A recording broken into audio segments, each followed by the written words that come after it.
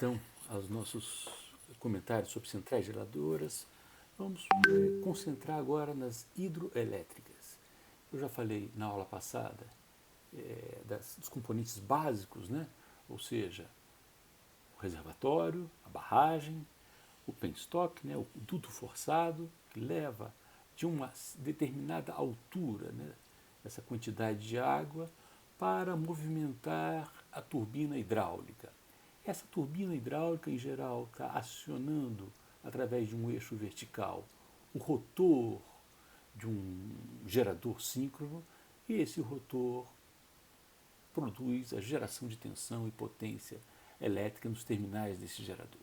Então, é esse o esquema básico de um gerador hidráulico, são esses os componentes. E o que eu quero mostrar nessa aula é que, basicamente, o que é mais importante para a gente conhecer o comportamento, o dimensionamento de, de uma usina hidroelétrica é exatamente essa altura da queda d'água e a quantidade de água, ou seja, a vazão que vai passar pela minha turbina. Vamos começar relembrando o exemplo anterior, né, falando qual é a energia armazenada na hidrelétrica de Itaipu, por exemplo. Todos esses dados eu peguei na própria site da Itaipu. Lembrando que energia é uma energia potencial, a energia potencial é dada por mgh, a gente usa transformar a massa em densidade de massa vezes volume, portanto, a energia potencial é dada pela densidade da água, o volume e essa constante, né, a constante gravitacional multiplicada pela altura h. Para o caso particular da nossa usina de Itaipu, os dados mostram que eles têm um reservatório, o volume útil do reservatório da ordem de 19 bilhões de metros cúbicos e uma altura da queda d'água de 118 metros. Portanto, eu tenho uma quantidade da ordem de 6 terawatt-hora de energia armazenada no reservatório de Itaipu. Agora, qual é a potência, né? Dada a energia, qual é a potência? Como é que a gente calcula a potência? A potência é sempre dada pela derivada da energia. Não é? Então, a energia integral da potência no tempo, inversamente, a potência de entrada é a derivada da energia potencial no tempo. Olha que interessante. Essas três aqui são variáveis constantes, né? são dados constantes.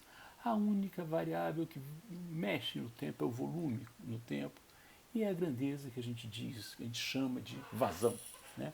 A variação do volume com o tempo é a vazão, sempre dados em metros cúbicos por segundo, e a dedução óbvia, então, é que a potência desta minha ou de qualquer usina hidrelétrica é proporcional à densidade da água, à constante gravitacional e a esse produto, altura vezes vazão. Então, quando você tem um determinado aproveitamento elétrico, você conhecendo a vazão, você conhecendo a altura da queda d'água, você sabe determinar qual é aquela potência elétrica útil que você pode tirar daquele aproveitamento. E vamos perceber que os aproveitamentos são raros, né? Ter grandes alturas, com grandes vazões, é uma coisa difícil de se obter na natureza. E eles já têm sido bastante aproveitados. Se a gente fizer essas contas para a usina de Itaipu, ainda voltando ao site para pegar o dado específico da vazão nominal de cada uma das turbinas, a gente chega a uma potência de 800 megawatts, 806 megawatts. E aí, essa é a nossa energia potencial. Né? Eu queria saber qual é a energia cinética transformada, né, da energia potencial para a energia da minha turbina. Tá certo? Antes disso, eu usando aquelas duas variáveis que definem a nossa usina, a vazão e a altura, eu queria saber qual é o tipo, né, qual o tipo de turbina que deve ser usada em Itaipu. Olha só que interessante, nós temos diversos tipos de turbina, as mais importantes, as mais usadas são a Kaplan, a Francis e a Pelton. A Kaplan basicamente é para grandes vazões e baixas alturas, a Francis é a intermediária e a Pelton é para grandes alturas e baixa vazão. Olha que interessante então, né? essas duas, tanto o eixo horizontal quanto o eixo vertical estão em logaritmo, portanto, ela apresenta aqui linhas de potência constante. A nossa usina de Itaipu, com uma altura um pouco maior do que 100 metros e uma vazão da ordem de 700 metros cúbicos por segundo, vai ter uma potência da ordem de 700 megawatts. E a turbina que se usou em Itaipu foi exatamente a turbina Francis, que a gente mostra nesse exemplo na época da montagem. Né? A gente tem que ver a ordem de grandeza, o tamanho, né, de essas pessoas aqui. Eu mostrando essa figura, eu aproveito para mostrar também, ainda na montagem, o rotor da mesma usina. Então, entra primeiro o rotor da turbina, bota o eixo, aí entra o rotor e esse rotor vai rodar em volta de um estator que vai ser colocado em volta desse rotor. Evidentemente aqui o eixo, né, aqui embaixo, agora já em funcionamento eu teria a turbina hidráulica, aqui em cima eu teria o gerador. É interessante que quem vai visitar Itaipu só vê uma figura assim, né? A casa de máquinas é tudo tampado. As outras turbinas que a gente falou, a Kaplan e a Pelton, essa aqui para grandes vazões, essa aqui para grandes alturas. Eu observo que tem bicos d'água, ou seja, pequena vazão e grande altura.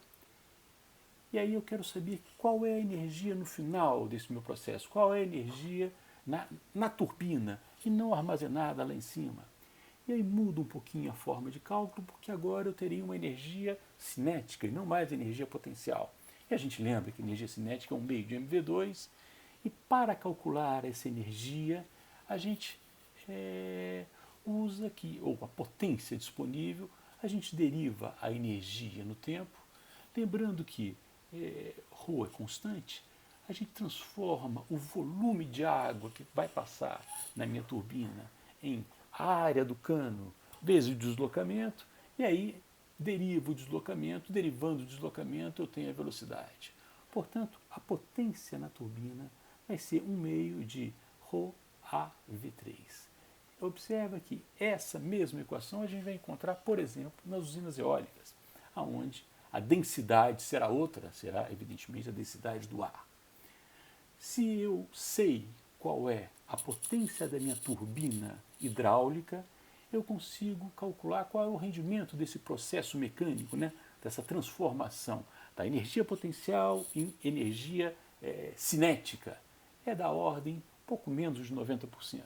Estou mostrando esse rendimento para mostrar que a parte mecânica, em geral, tem um rendimento bem menor do que o rendimento elétrico.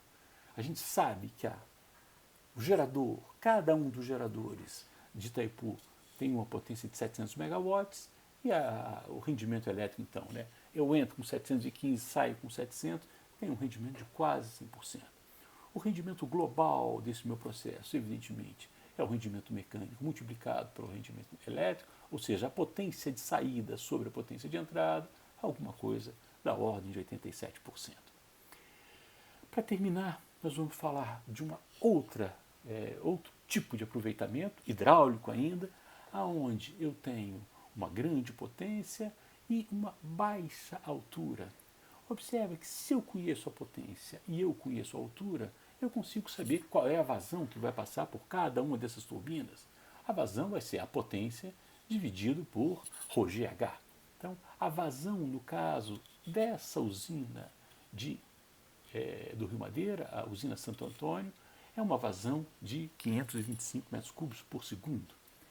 E aí, olhando no nosso gráfico, a gente observa que para uma grande vazão, né, da ordem de 500 metros cúbicos por segundo e uma baixa altura, da ordem de 13 metros, o ideal é a utilização das turbinas Kaplan, que foram usadas nesse tipo de aproveitamento. Para concluir, então, né, para gerenciar um sistema hidráulico, né, com muita geração de energia de água, eu preciso o tempo todo estar atento à energia armazenada, ou seja, a altura dos reservatórios, e a vazão. Essas duas variáveis são monitoradas constantemente pelo Operador Nacional do Sistema. Uma chamada energia EAR, energia armazenada, A outra, a energia natural fluente. Eu mostro a curva da energia armazenada na região centro-oeste no ano passado. A gente observa que a energia armazenada, agora, no final de janeiro, ela está bem baixa, abaixo de 25%. E se eu olhar a curva da energia natural fluente, ou seja, da vazão que tem vindo, a situação ainda não é boa, porque tem vindo da ordem de 70% da média histórica da energia ou da vazão nos rios do centro-oeste brasileiro. Então, a nossa situação não é muito boa. Era isso que eu queria falar sobre centrais hidroelétricas e eu aguardo vocês na próxima. Muito obrigado e até a próxima.